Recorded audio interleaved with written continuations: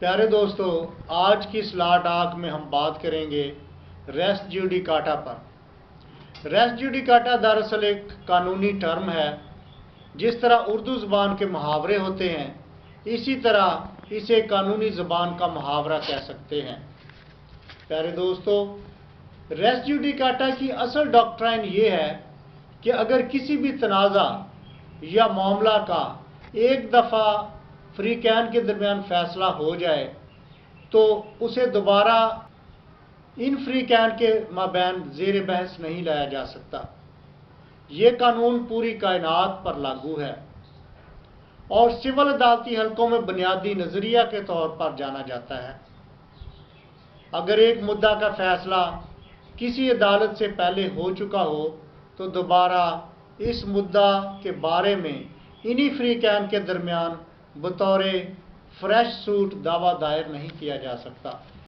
प्यारे दोस्तों, इंसाफ का तकाजा ये है कि किसी लिटिगेशन को सेम काज के साथ दोबारा किसी अदालत में नहीं लाया जा सकता। रेस जुडिकाटा के कानून की मंतक ये है कि एक ही मुकदमा को बार बार अदालत में चलाने से मुतासरा फ़रीक़ैन के लिए संगीन मुश्किलात पैदा हो सकती हैं। इसलिए स्टेट की ज़िम्मेदारी भी है और स्टेट के फ़ायदे में भी है कि किसी भी लिटिगेशन का एक ही दफ़ा एंड हो जाए और लिटिगेशन को हतमी शक्ल भी मिल जाए। किसी भी फैसला या डिग्री का दारोमदार काज ऑफ एक्शन पर होता है। किसी एक काज ऑफ एक्शन या सेम काज ऑफ एक्शन पर सेकंड सूट सस्टेन नहीं कर सकता अनलेस कोई नई काज ऑफ एक्शन पैदा ना हो जाए। रेस जुडिकाटा का जिक्र the code of civil procedure act 5 of 1908 के सेक्शन 11 में मिलता है। सेक्शन 11 में रेस जुडिकाटा को सूट के ट्रायल को रोकने के लिए इस्तेमाल किया गया है।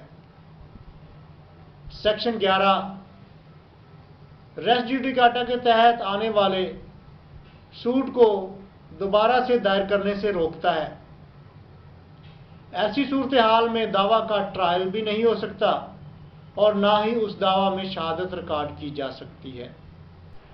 प्यारे दोस्तों, रिकॉर्ड पर मौजूद मवाद यानी अर्जी दावा से ही रेस जुडिकाटा की प्ली ली जा सकती है। इसको जितनी जल्दी हो सके अदालत के सामने रेज करना चाहिए। इब्तदाई स्टेज पर ही आप इस मुद्दा को अदालत के सामने उठा सकते हैं। इसके लिए आपको अपील का इंतज़ार नहीं करना चाहिए। जहां दावा सेक्शन 11 की जद में आता हो, अदालत को चाहिए कि उसे इब्तदाई स्टेज पर ही खारिज कर दे। रेस जुडिकाटा की प्ली को प्रीलिमिनरी इशू के तौर पर ही फैसला कर देनी चाहिए। इसके लिए आप सिविल प्रोसीजर कोड के ऑर्डर 7 रूल 11 से रहनुमाई ले सकते हैं और अगर कोई दावा सेक्शन 11 की जद में आता है, रेस जुडिकाटा है, तो उसके लिए आप ऑर्डर 7 रूल 11 के तहत अदालत को दरख्वास्त दे सकते हैं, जिस पर इब्तदाई बहस सुनने के बाद अदालत दावा को खारिज फरमा सकती है।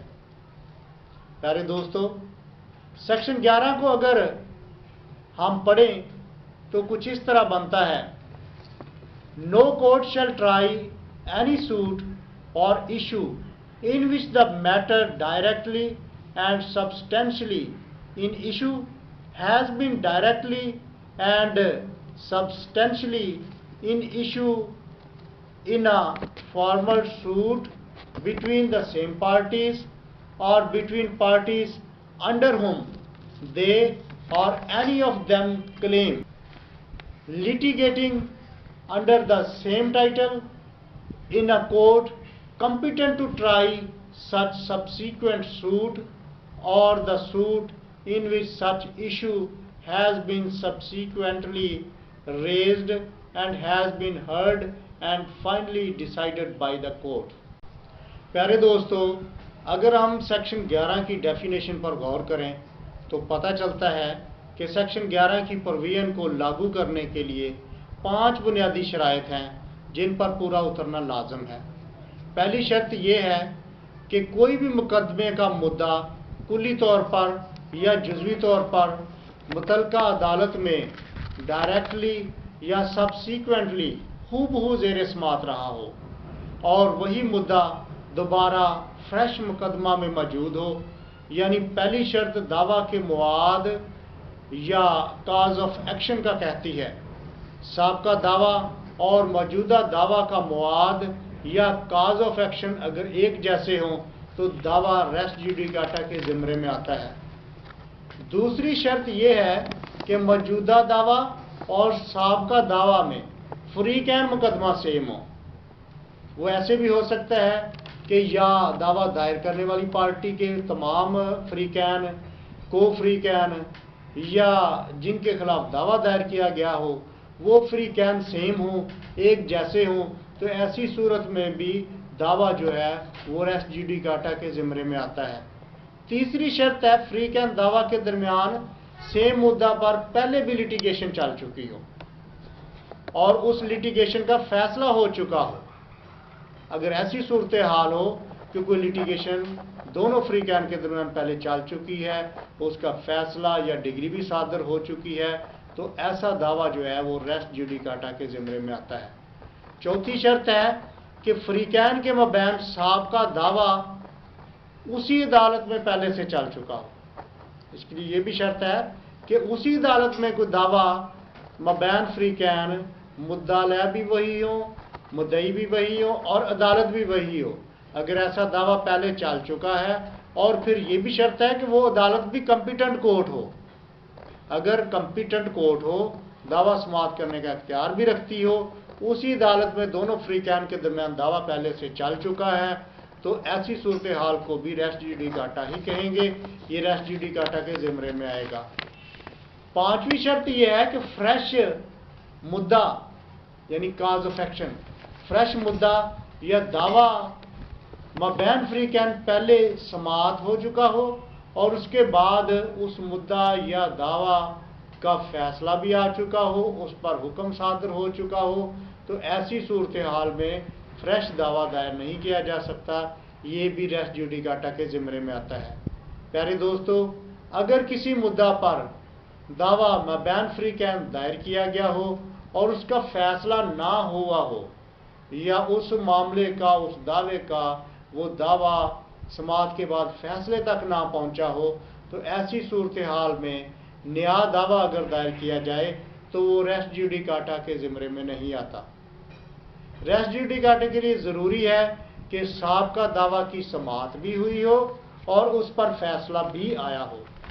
प्यारे दोस्तों, रेस जुडिकाटा लैटिन ज़बान यानी लातीनी ज़बान का लफ्ज़ है जिसका मतलब है आ थिंग एडजज्ड, जिसको उर्दू ज़बान में कहेंगे कि ऐसा मामला जिसका फैसला हो चुका हो। कोई भी मुद्दा या मामला जिसका अदालती तौर पर आखिरी फैसला हो चुका हो या जिसके बारे में हुक्म जारी हो चुका हो, अगर किसी मुद्दा का मेरिट पर फैसला हो चुका हो तो इसको दोबारा अदालत में फ्रेश दावा के तौर पर नहीं लाया जा सकता। इसको मुख्तसर ये भी हम कह सकते हैं कि हलशुदा मामला का उन्हीं फरीकैन के दरमियान दोबारा फैसला नहीं किया जा सकता। इस तरह का बार बार फैसला करना मुआशरे के लिए भी अच्छा नहीं है और फरीकैन के लिए भी अच्छा नहीं है।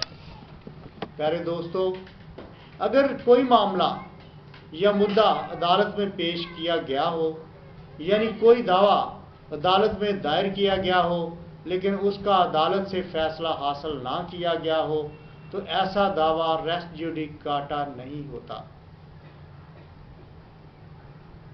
इस दावा की समाअत भी होना ज़रूरी है। समाअत के बाद अगर दावा का फैसला ना हुआ हो तो ऐसा दावा भी रेस जुडिकाटा नहीं होता।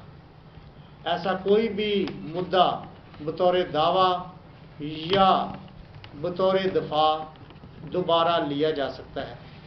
कोई भी मुद्दा इस सूरत में रेस जुडिकाटा होगा अगर इसे साबका दावा में माइट या ऑड की शक्ल में भी पेश किया गया हो। चाहे वो दावा में हो या जवाब दावा में हो। अगर किसी मुद्दा को ग्राउंड ऑफ अटैक या ग्राउंड ऑफ डिफेंस के तौर पर एक दफ़ा अदालत में फैसला कराया जा चुका हो तो उसे भी दोबारा दावा या जवाब दावा में पेश नहीं किया जा सकता। रेस जुडिकाटा दो किस्म का हो सकता है, एक एक्चुअल यानी हकीकी और दूसरा कंस्ट्रक्टिव।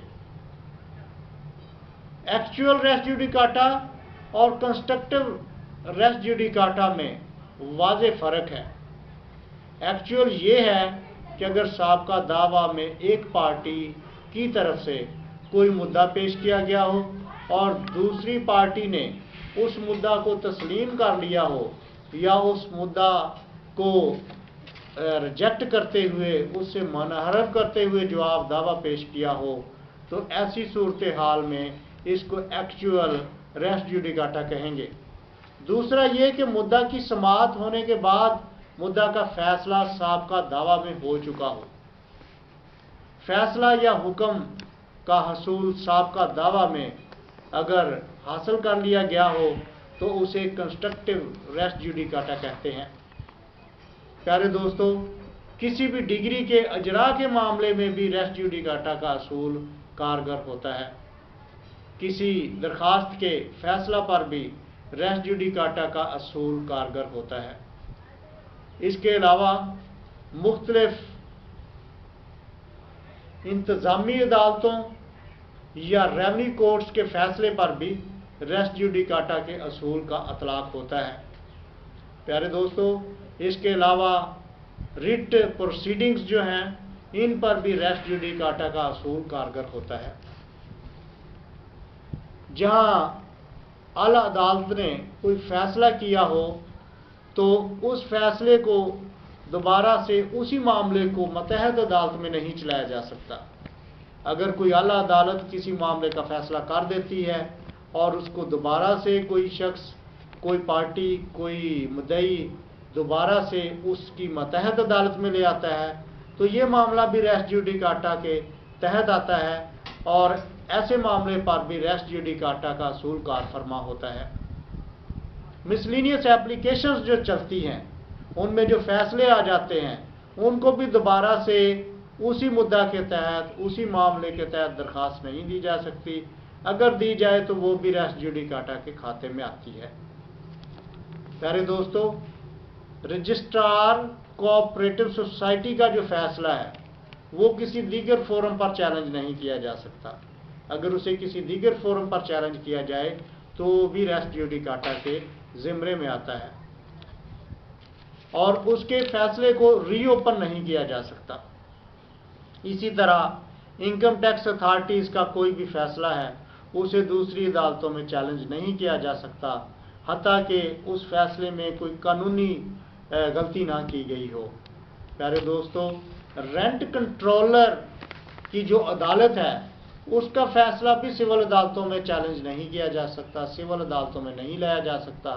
अगर रेंट कंट्रोलर के फैसले को दूसरी तरफ अगर दोबारा से चैलेंज किया जाता है तो वो भी रेस जुडिकाटा के ज़िम्मे में आता है। इसके अलावा सेटलमेंट अथॉरिटीज़ हैं, उनके जो फैसला जात हैं, उनके जो हुक्म हैं, उनको भी दीगर सिविल अदालतों में चैलेंज नहीं किया जा सकता।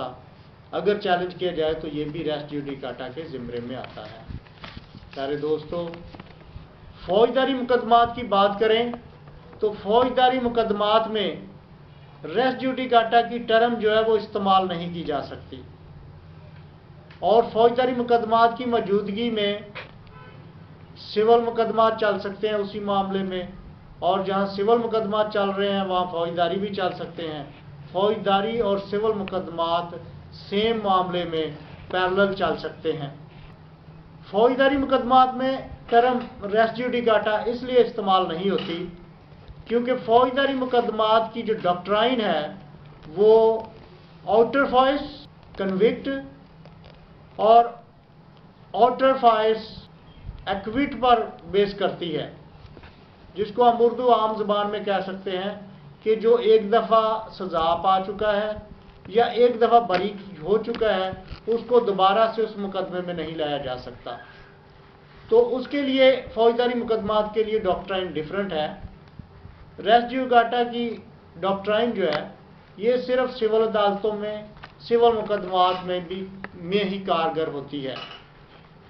प्यारे दोस्तों, उम्मीद करता हूं कि मेरी इस वीडियो से आपने बहुत सारा इल्म हासिल किया होगा, बहुत फ़ायदा उठाया होगा और उम्मीद करता हूं कि आपको ये वीडियो पसंद आई होगी। शुक्रिया।